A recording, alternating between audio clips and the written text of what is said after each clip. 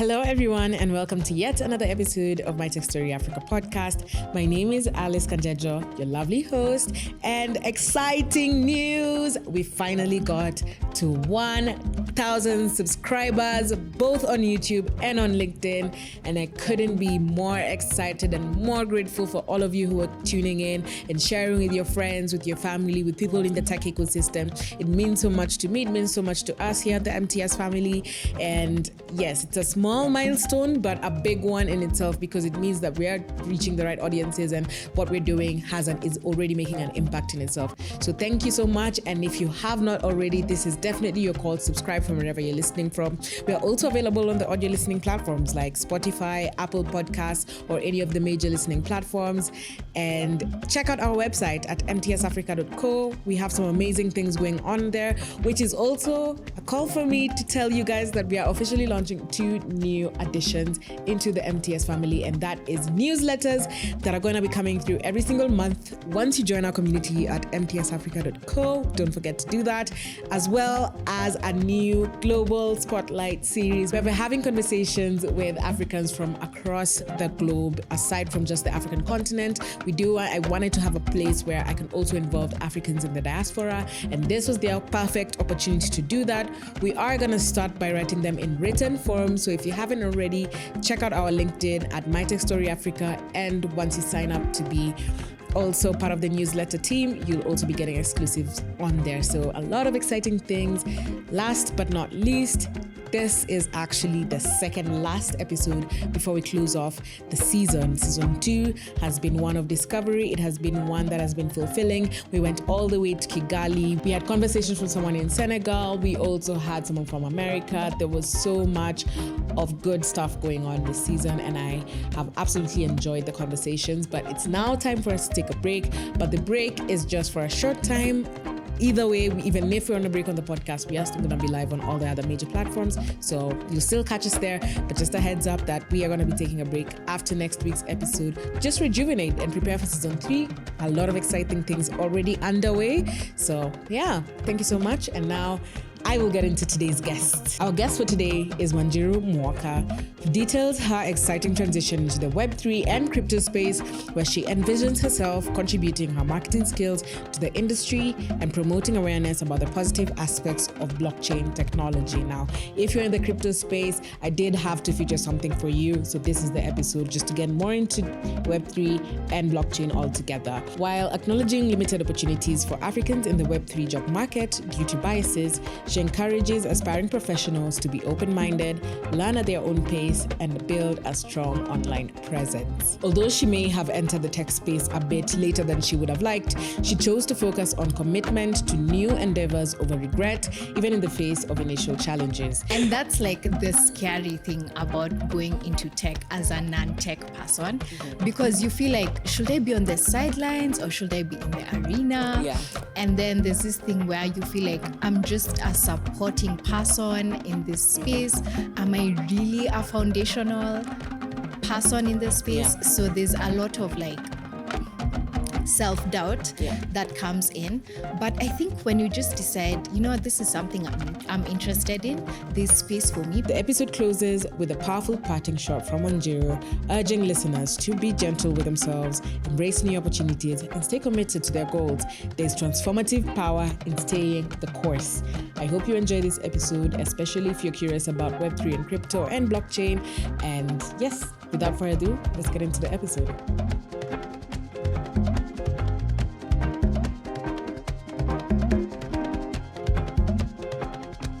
Thank you for tuning into this week's episode. I am so happy to be having the guest that we have today, especially because we have a lot of commonalities, which we'll get more into in the episode. But normally, I like to believe that just because you don't have that technical skill, it doesn't mean that you don't have an opportunity to work in the tech landscape. And that's in line with what we're having today. We are having a conversation with someone who may just be another version of me in terms of marketing and communications.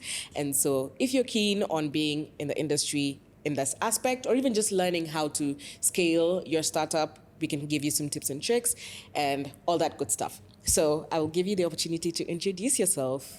Thank you so much for having me, Alice. I'm so excited to be on this podcast. My name is Wanjiru Mwoka, and I am a marketer by profession.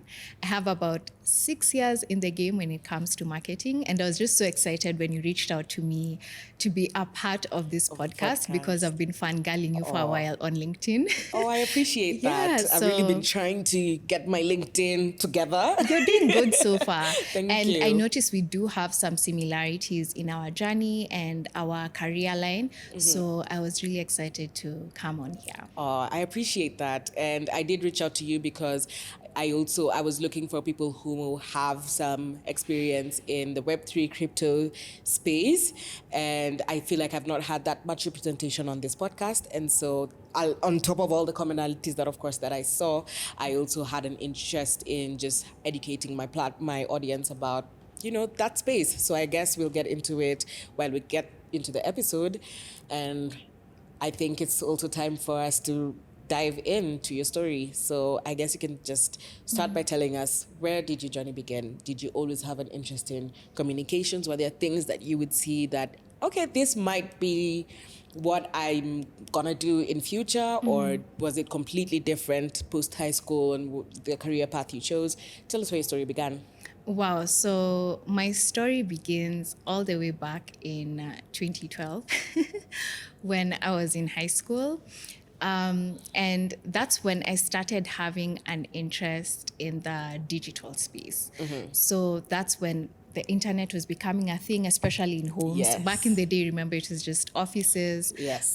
Or you'd have like the little modem, like we've come from far. Wow. So yeah, some throwbacks. So I remember coming across blogs like Nancy Moyes, The Fashion Notebook, This is S's blog, because I've always been into like fashion and beauty and all these girly things. And I saw them taking place in a digital medium, because back in the day it was just magazines. So I got interested in content creation that way because I stumbled across YouTube and I was like, wow, this is interesting. You mean people are sitting in their bedrooms showing how they do their makeup and their hair, and people are watching, and it's a thing. Watching. So I got really interested in the digital media space through that. I still hadn't decided what I wanted to do career-wise. I had some ideas. Funny enough, I actually thought I'd do law, but thank God I didn't. Seems like a common theme on this podcast. I'll tell you that. Quite a number of people would say, yeah, law, then. Then I was like, maybe not. So when I joined uni, I decided to do BCom with a minor in marketing, which came much later. But right before I joined high school, that period between like high school and uni, I decided to do a short course in beauty because I still have had that interest in beauty from like watching the YouTube videos and reading the blogs. But then now I went into uni. And so my interest in marketing started, I'd say, about third year. And I remember one of my lecturers saw that I was really good at it. And she's like, you know what, Wanjiru, I feel like this is something you need to pay attention to. Digital marketing is going to be a huge thing in a few years.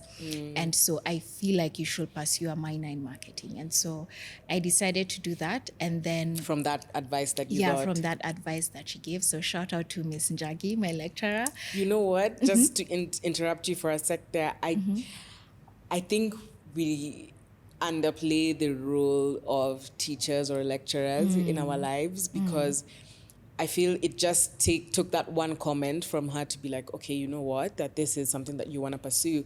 I think in a lot of ways, my lecturers in uni, specific ones, those 1, 2 that I feel she really brought me into what PR is and the depths of it, because I think maybe you think, okay, PR, whatever, communications, okay, I'm doing the degree, whatever, but I think I really got into it, and I do really value the lecturer that I had at that time who really broadened my perspective. And every time she would say, PR is about relationships and people and building connections. Like, what do you mean? But now that I'm in it, it's like, it really do be that. Yeah. It really do be connections and everything. Sorry, that is a very big digress. No, I but love learning about your journey as well. And yeah, the Yes. lecturers, like the people around us when we're making these like huge decisions really matter. They really and I'm do. so glad she like steered me into the Yeah. direction of marketing Yeah. because that opened so many opportunities for me. So Yeah. at the end of my coursework, the university I went to Daystar University. You went to Daystar, So yeah. they require you to do an internship before you graduate. Mm-hmm. And I remember when I was looking for an internship, I just went online on Google and I typed in digital marketing agencies in Kenya. And there was a whole list that came down. And I remember like writing them down on my notebook and I applied to each and every one, or I tried to reach out to each and every one. And the last one is the one that actually reached out to me. You know what? Don't give up. That's give also up. Don't give up. Yeah. yeah. So they reached out to me. I did the interview, and then the next day I was told, yeah, you got the job. I think it was actually in the afternoon, Friday afternoon, and I was told, come in on Monday and you start your internship. And it was a really amazing boutique digital marketing agencies. It was a small team, very nimble, but very powerful. We ended up doing a lot of amazing campaigns with different clients, especially SMEs in the space. And so I started as an intern for 3 months, and then I was promoted to a full-time position. Why? I mean, you do your internship post coursework? Because we did an internship in third year, so you still had to go back to Oh, uni you had to go back. So mine was post coursework. I was completely done with yeah, coursework. okay. So I was able to now jump Fully into the corporate integrate. world. Yeah. Wow.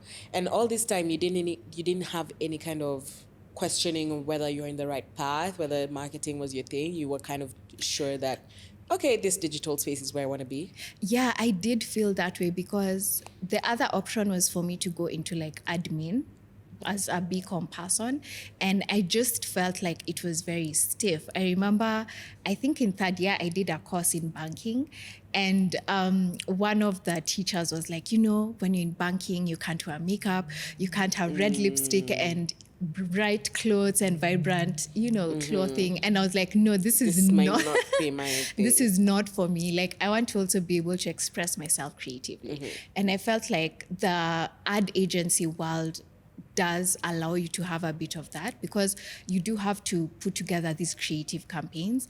So I did feel like I found a space You within found this that. space. I was avoiding agencies at all costs. Really? Just, I don't know. I feel like that's the path that I guess you immediately think of when you do marketing, but I really wanted to work for maybe an organization and not an agency because everybody has a similar personality to me. I don't like that as well in agency. Yeah. I want to be the star of the show. I don't know if I'm allowed to say that. So I want to be the marketing girl and not everybody of us is that. And I also feel maybe this is my personal bias, but the impact that I can make in an organization or right now in the startup world would be different compared to working in agency. I felt like agency, you have to really build to where you want to be. I could be wrong, but yeah, those are some of the things that Completely. steered Yeah, me you're off right. agency. It's very fast paced, and then you end up stretching yourself. I'd say you can end up stretching yourself thin in the agency world. I feel like that space is great for like the multitaskers, people who have multiple things they're passionate about and they're able to handle many All that different projects at the projects at same once. time. But if you're those people who want to focus on one thing, then maybe look to be a marketer at a specific company or organization. Yeah. So we digress. We can go back. So yeah. after I worked at the agency, unfortunately, I had a horrible case of burnout. Because the year before I left, unfortunately, we had to let go of my colleague. And also that meant a lot of work. Being redirected to you. Being redirected to me. And as much as the team was great, my manager was great, it was just a lot of too work much. that, I wasn't able to handle. So I decided to resign. And also, while I was making that decision, I was like, you know what? I want to try this content creation thing. You remember back to my story with YouTube? So I was like, why don't I just dive deep into this? So I started a YouTube channel. Afterwards, I started creating beauty content, and it went well, but it was also a lesson for me about the content creation space in Kenya. And it's not just 1, 2, 3, and you've got the bag. You have to put in the work. It's a numbers game with the content creation space here. So as much as your content can be unique and niche, it depends on how big your audience is. How your audience And is. I was really struggling to build a big audience. Yeah, I had a YouTube channel too, my sister. Really? I had it, and I always say this, and I think it's crazy. I did footy videos on YouTube. Wow. I think I started while I was in high school, and then continued till like first year, second year. And even when I was ending it, I didn't know it was the last video that I was gonna do. One of my good and bad qualities is I really hold on to things. Like, I just don't understand the concept of giving up on something, especially if I've already, like, how do I just stop? Like, I need to get to a successful point, but the numbers, it was just so difficult to get an engaging audience. I'm putting in all this effort, but I just wasn't growing as much, but I still knew that content is something that I was very passionate about, and hence where I am Yeah, today. here we are today. And stuff. And so, yeah, I take it as a lesson as well. It's just, I learned so much. I learned how to edit, what it takes.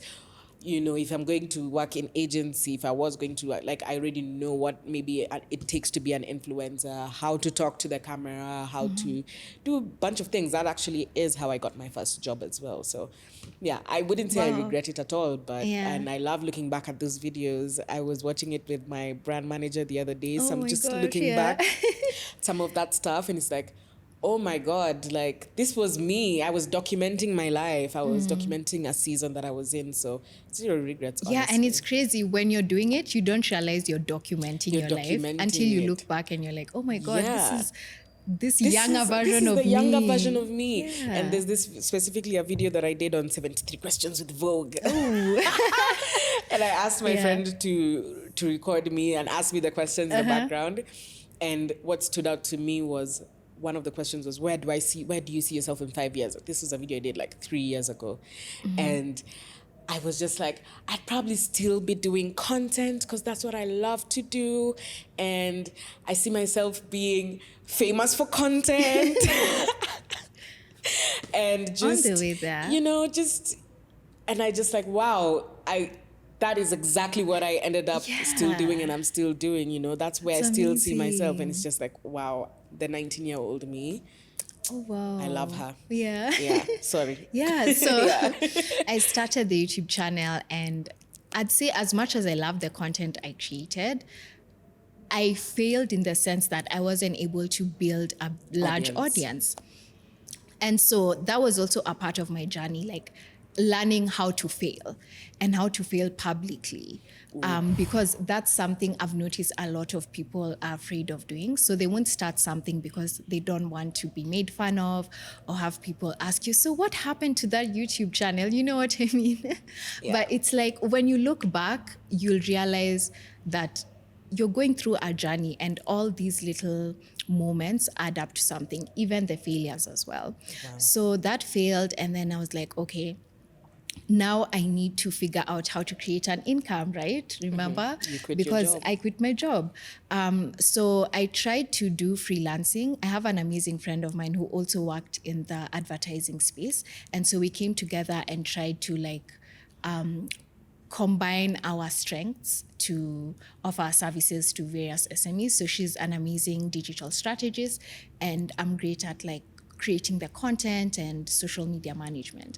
But then right when we started, COVID hit. And so the SMEs just tightened their pockets, and they're like, no. We don't need this We're not going to invest in this right now. So again, I just continued creating content, but it was really difficult to land brand deals without the big numbers, right? So I went through a difficult period of just like doubting myself, struggling with my mental health, because I was also dealing with other stuff in my personal life. And I was just like, where now? What next? What next? It was just like a period of like 2 years of just limbo, basically, where every day felt like the next. But I remember during this season of us being in lockdown, social media was popping off, right? Because you're not leaving the house. And I came across this concept of NFTs, actually through Gary Vee. So I follow him and he was like raving about NFTs. And I'm like, what's this guy talking about? What's this thing? So I just kept it at the back of my mind and I was like, one day I'll look into it. And then in 2022, I started again gaining more interest in the Web3 space. So at the end of the year, I decided, you know what, I'm going to commit myself for a whole year to learn about Web3 and blockchain technology. Wow. It was such an intimidating What decision. A shift. Yeah. Fashion and beauty, then content. Ad agency life. Now I'm in tech. I was also asking myself, wait, why am I doing all these things? Like, where's the direction? But I just committed myself to doing it because it sparked an interest in me. Yeah. And so what was that year, transformational year, like, this year of learning? What was it like? What were you doing to educate yourself about this? And then how did you start picking it up? Like, walk me through that. Yeah, so I first started just by listening to like podcasts, watching YouTube videos. There was so much information out there. And the moment you type in crypto, the word scam comes after, so there's a lot of misinformation. The Web3 community here, it's there, but it's still growing. And there just wasn't as much information locally as I wanted. So I had to use like Western countries as a case study because that's where the industry is really growing, and that's where most of the information is. So at some point I decided to just keep learning through videos, through articles, and then I joined Twitter. I created a specific Twitter account for the crypto world. So it's basically called Crypto Twitter. Like there's a whole crypto Twitter community. And it was just so interesting seeing all these companies, individuals, like there are people who they just make a living off flipping NFTs. And I was like, wow, this is so interesting. And then now, again, because the NFT world is what introduced me to blockchain tech, I learned more about it. What are non-fungible tokens? How do you use them? What's their, place in I love that I know everything you're talking about. Yeah. If you didn't know, I am also a very savvy in the crypto, or rather I understand fully. And I did the same thing, just researching a lot on videos, especially where I work now, because there was a time we were very heavy on trying to build our own crypto wallet. And my role is marketing and trying to build that bridge between people who understand and people who don't.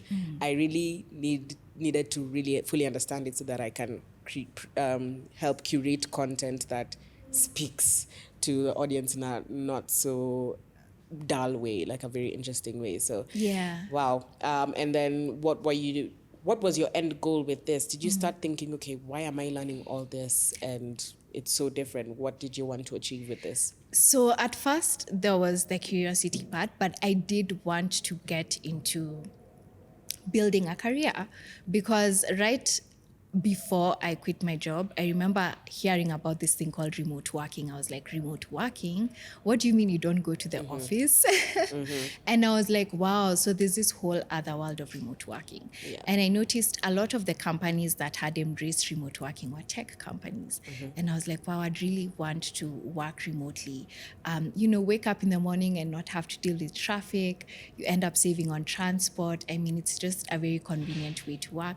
And, we also have those videos of people working by the beach. So I was like, okay, this is something I'd like. They really romanticize working from home at some point, really. But to be honest, it was a very transformational time in our life. It came at us like so suddenly, especially during COVID. Like for me, I had learned about it, but it came at us like in your face. Like, we're working from home, my at home from They work romanticize routine. the tech Yeah. industry as well. Like that's how they got me because the tech industry is very much known for that kind of culture, especially.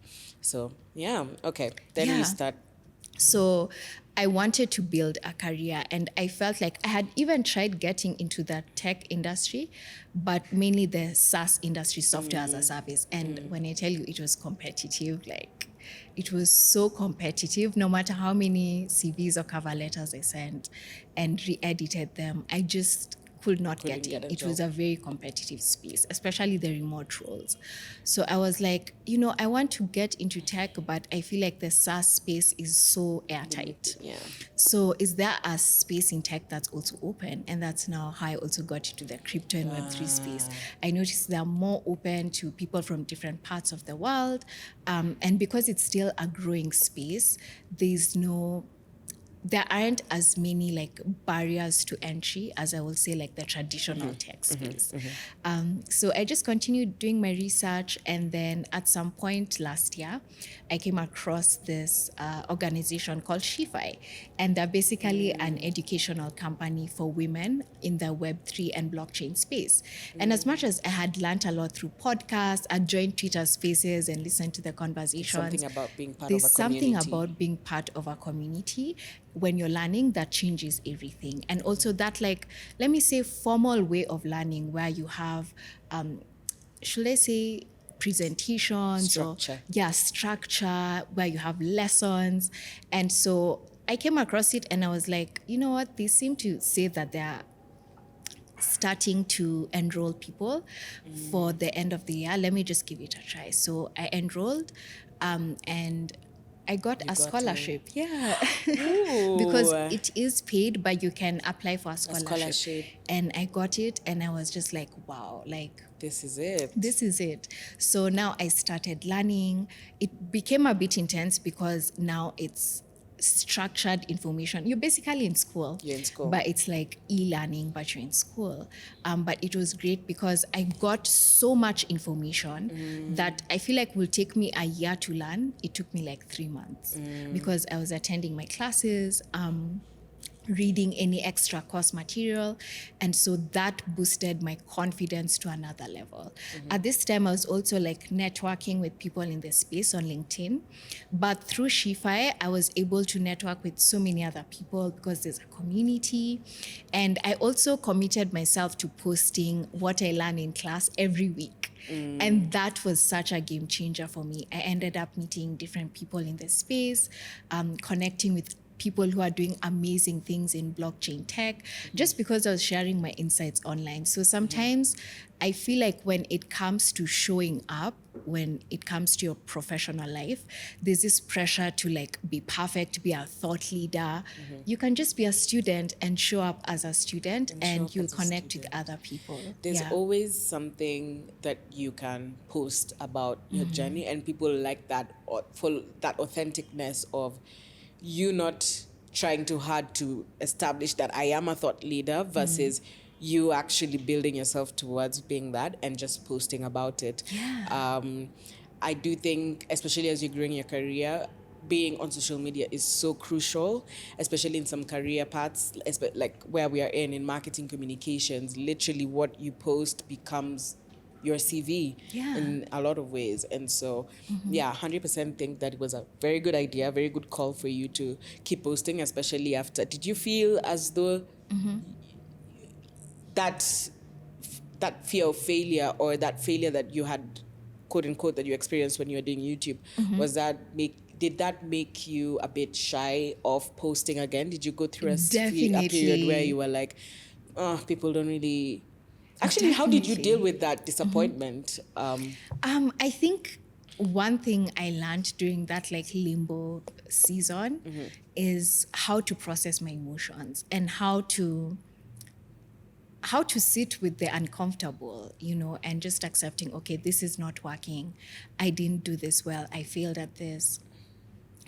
Because I feel like if you don't process these things, they'll just find a way to pop up and hold you back in your journey. So I was honest with myself and I was like, yeah, I failed as a beauty content creator, but just because I failed now doesn't mean there isn't room for me to grow. Yeah. And if I survived that, the world did not end. The world At didn't the end end. of the day, the sun still comes out the next day. Like, the world doesn't end. You can try different things.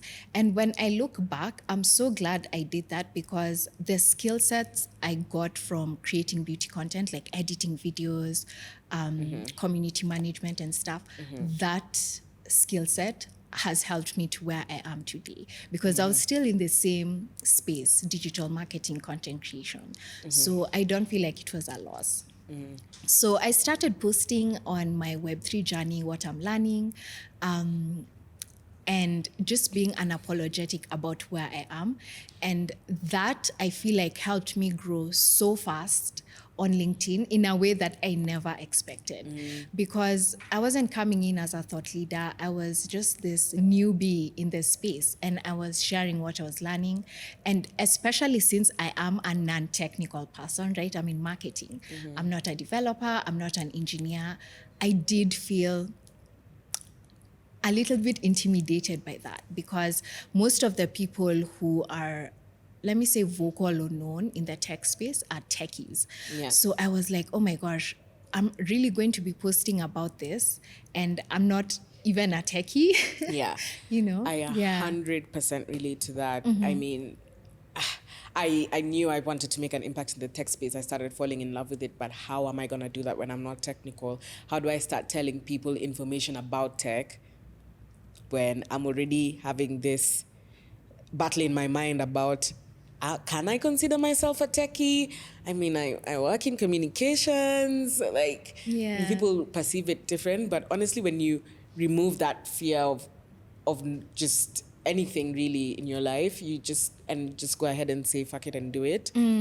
Makes it so much better. I mean, now we have this MTS platform, even though right now I still feel a lot, because MTS is evolving to also become like, I would say, more beyond stories, like maybe having thoughts about what's happening in the industries. Our lovely content writer, Fiona, she's writing about, just establishing ourselves as thought leaders as well. And every other day, still having that fight in my mind of, I mean, am I saying this data right? Like, am I doing it good? Like, will someone who's really a techie start thinking, what the hell is she even saying? What's Like, she saying? Yeah.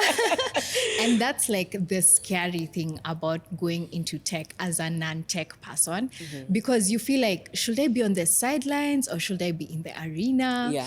And then there's this thing where you feel like, I'm just a supporting person in this space.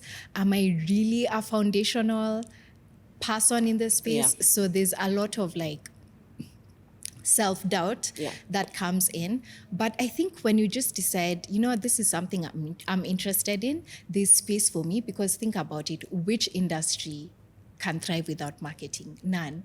Period. None, like none at all. Even like guys who sell cement and all kinds of things, you need marketing in marketing. everything. Yeah. So I just convinced myself and I encouraged myself, like, there's room for you. There are so many other, well, not that many, but there are other marketers in this space who are making a difference. And now, because the Web3 space, the blockchain space, is still growing, there are so many startups, and all these startups need marketers to push their the product. product. They need marketers, they need finance peeps, they need legal. So if you're watching this and you're a non-tech person, but you're looking to get into the tech space, we definitely encourage you to look into it. 100% encourage you to look into it, because, yeah, I mean, I wouldn't say that I'm not loving it. And two, I wouldn't say that I'm not thriving in the capacity that I'm in right now. Well, I think it's subjective. I do love how things have progressed, and removing that fear of, am I the one to be the one to talk about this, and just doing it. And Yes, I highly encourage anybody who's trying to get into tech, even if, because we've had so many guests here who didn't even know about tech. Tech is, I mean, it's something that came up the other day. I mean, it's just the other day we started using laptops, and we were using those CPUs, and then now we're working from home. It's just the other day that it came in, but there's room definitely for everyone. We had a lawyer who now, he's not technical either. Actually, we had Kosen Kenta, who is the program manager here at Antler East Africa, and his journey was just alluding to him being in law, not being technical, but very good at business. And so his impact is working for a VC fund that impacts a lot of startups. Wow. But Yeah. still having such an integral part of the team and being able to have an impact, doing what he does. Listen to that episode if you haven't. And so yeah, this highly encouraging anyone who's looking into it to go for it. Yeah, just go for it, and you'll end up like growing in so many different ways, and you'll also end up building like a niche for yourself when it comes to your own brand. Yeah. Because there aren't, for example, that many Web3 or blockchain marketers in Kenya. So you're also opening up opportunities for yourself by standing out in a space that's still growing. So yeah, I just kept encouraging myself and creating content on LinkedIn and Twitter. And then through one of my connections on LinkedIn, there's this amazing organization. It's called the Africa Metaverse Club. And I was able to connect with the head of operations at this space. And we just connected. She saw that I'm doing marketing. She saw my content. And she's like, hey, are you interested in creating like a marketing strategy? We're having a summit coming up in a month, and we'd love to have you on board. And Wow. before I knew it, I was working with this amazing team of people who've been in the Web3 space. So a mix of tech and non-tech people, but these are like people who've been in the local crypto space for a long time. They understand the environment, they understand the space. And so I also ended up learning so much from them through organizing the summit. So I came in as a content marketing associate, helping to push the summit, and to invite people to come in and share with them what's going on with the Web3 space here, because it's still growing. And I was also able to assist them through managing their Discord, which is let me say, it's an upcoming social media platform. It's not for me. Really? One of my rules when I was coming into my corporate job was to manage Discord, and it's too nerdy for me. There's a limit to how Yeah, deep it's very I nerdy, can be. yeah. It's just I couldn't do it. I just couldn't do it. Yeah. Yeah, but it was an amazing experience because I was also learning how to do it. But because I was in like such an optimistic, open-minded space, I was like, you know what? I'm going to go on YouTube and on Google, and I'm going to learn how to use Discord and how to manage a Discord server. And through that, I was able to actually assist them with the work that they were doing to have the summit, have the word out about the summit. And also we had some workshops for students done through Discord to help them understand Web3. And I gained a wealth of experience when it comes to blockchain technology, just in that single month of assisting the Africa Metaverse Club. So now I'm looking back on that journey we're talking about of like being afraid of posting and failing again. But it's through that I was able to connect with them and have this amazing experience. And we attended the summit. It was better than I imagined. I ended up finally connecting with people in the local Web3 space because I did feel like I was a bit isolated. A lot of the communities I was in was people in the West. So I ended up connecting with local people in the blockchain space, developers, engineers, marketers, NFT artists, you name it. So it was an amazing experience. It sounds like it was an amazing experience, and I'm just interested to know what are your thoughts about where the blockchain Web3 crypto space is right now, I mean, we, especially in terms of regulation, I mean, we saw the other day that Bitcoin has, ETF in the regular, stock markets and whatnot. So, I mean, that seems like progress, but there's a lot that when it comes to regulation, especially even here in Africa, we had the people who were scanning the iris, what were they called? WorldCoin. We had WorldCoin coming in and quickly shut down because of suspicions that people have with crypto. So I'm just curious to know about what the progress is in that space, in your opinion. So that's a great question, because regulation is important in every industry, especially emerging tech. And we know how emerging tech spreads so quickly because, I mean, if someone has their laptop, their phone, they're able to access whatever product that you've created. I will say the first thing that is needed, along with regulation with like certain institutions, is better education. So like through the program I told you, Shifi, it really opened up my eyes to having a better understanding of the blockchain space, the crypto space. And the impact it can potentially and the bring. impact it can bring, because when I started learning about crypto, like I said, the word scam just keeps coming up, and there's a lot of misinformation out there. And I feel like if we create more, should I say, user-friendly information, like information that's easy to digest, because I've noticed that's a challenge in this space.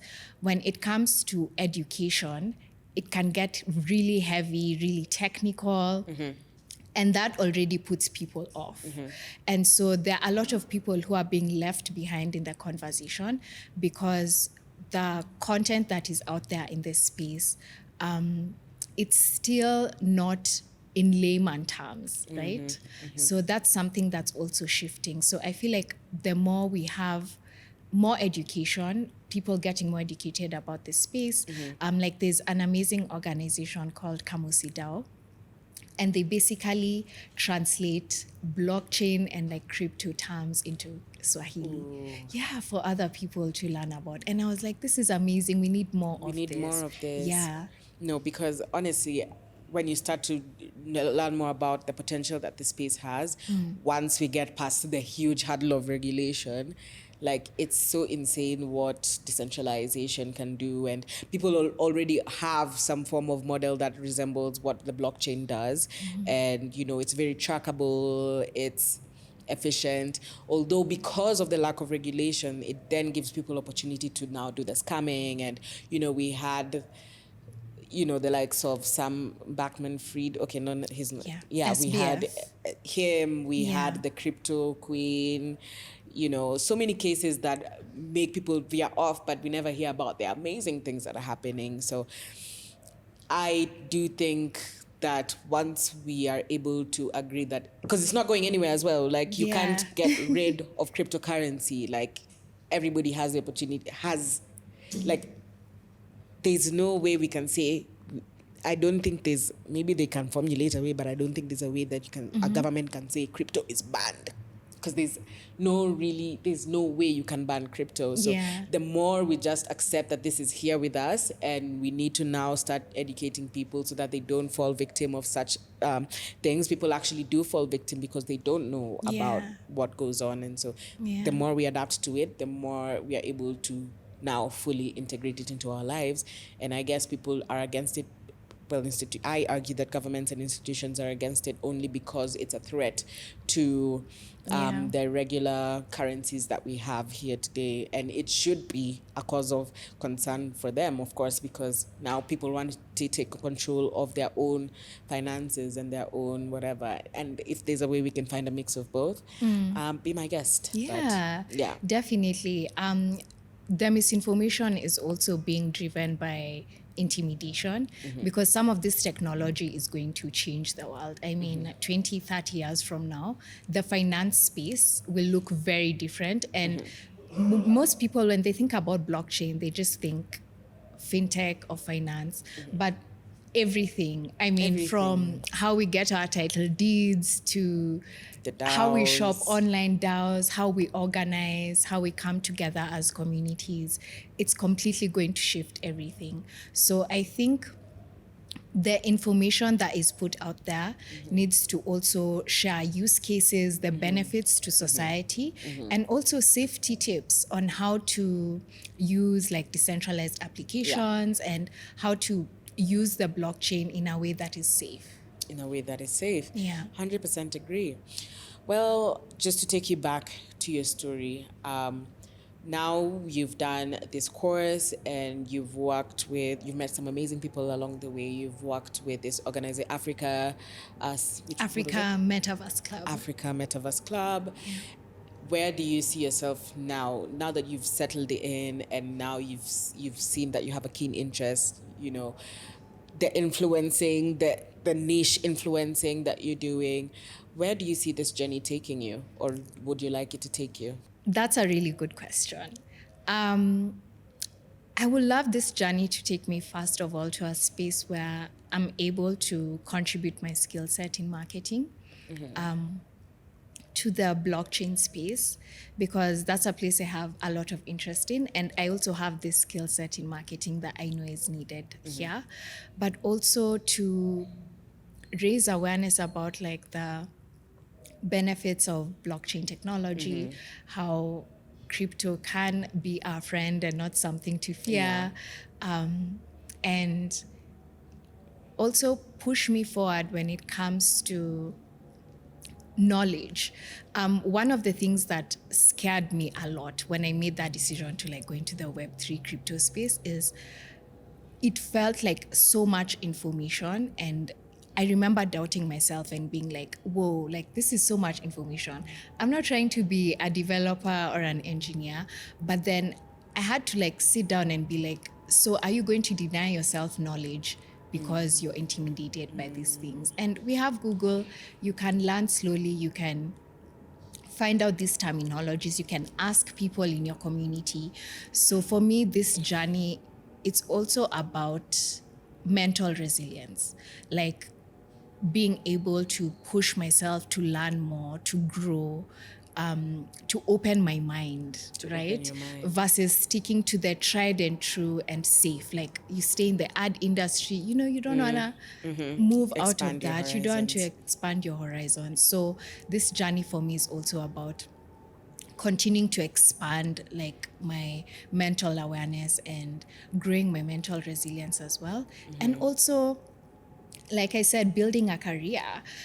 Something I've noticed we fear talking about, especially as I've grown as a professional in this space, in general in marketing, is this fear of talking about income.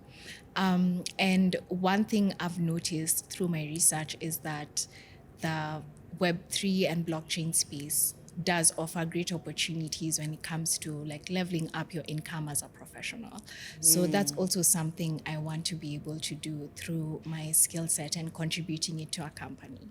Would you say that this is a career path that has good returns, or rather, like you said, that when it comes to money, compensation, there's opportunity, but is there opportunity for Africans, would you say, or are they limited? That's a great question, because I will say right now they are limited. And I feel like a lot of that has to also do with bias. Because after I did the Africa Metaverse Summit and I met all those amazing people, I was like, there's so much talent here. I met developers, blockchain developers, engineers, marketers, AI specialists who are also here as well. And I feel like when it comes to the international job market, especially remote working, it's clear that there is a bias that talent only exists in certain parts of the world. And I noticed even I myself applying to these companies, interviewing, sometimes you can tell the recruiter is like shocked that you know these things. And it's like, I mean, of course I do. We have the internet. Yeah, we have the internet, right? And that there's a thriving marketing ecosystem here and all these things. So I feel like there are limited opportunities, not because of the talent is not there, but because of the bias of the decision makers, which is something that's hard to break through. But I would say my advice to that is the best maybe you can do is just continue to build a brand online and connect with people, interact with people online and also in real life through events.